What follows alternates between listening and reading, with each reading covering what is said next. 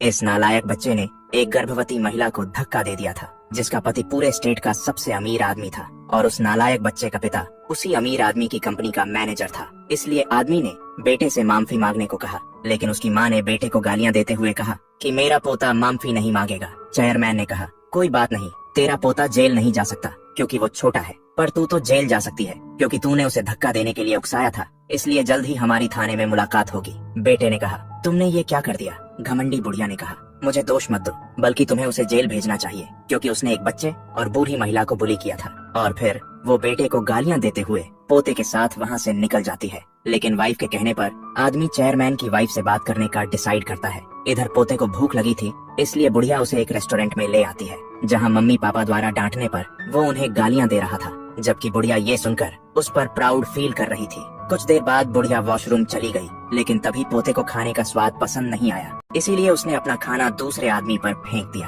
आदमी ने उसे समझाने की कोशिश की तो पोते को उस पर गुस्सा आ गया, इसलिए उसने बदला लेने के लिए एक वेटर को लात मार दी, जिससे उसकी थाली का गर्म सूप कस्टमर की बेटी पर गिर गया। बेटी का हाथ जलते ही आदमी लड़के पर चिल्लाने लगा, पर बेशरम लड़के ने कहा, मुझे क्यों हाथ लगा रहा है, उस वेटर को जाकर बोल। पर कस्टमर सब जानता था, इसीलिए वो उसे पीटने ही वाला था कि तभी बुढ़िया वहाँ आ गई। पोते ने रोते हुए कहा, ये सभी मिलकर मुझे पीट रहे थे। इतना सुनते ही बुढ़िया उस पर चिल्लाने लगी। आदमी ने बताया कि इसने मेरी बेटी के ऊपर गर्म सूप गिरा दिया है, लेकिन बेशरम बुढ़िया उसे ही उल्टा गालियां देने लगी। वेटर ने बताया, इसने मुझे लात मारकर गिरा दिया था, जिससे उस बच्ची का हाथ जल गया। बुढ़िया ने कहा, जल गया तो क्या हुआ, वो मर भी जाती तो मुझे कोई फर्क नहीं पड़ता। इसके अलावा वो अपने पोते से माफी मांगने के लिए उस आदमी को मजबूर करने लगी, जिस पर पिता ने गुस्से में कहा, एक तो इसने मेरी बेटी का हाथ जला दिया, ऊपर से मैं इससे माफी भी मांगू। अगले पार्ट का लिंक नीचे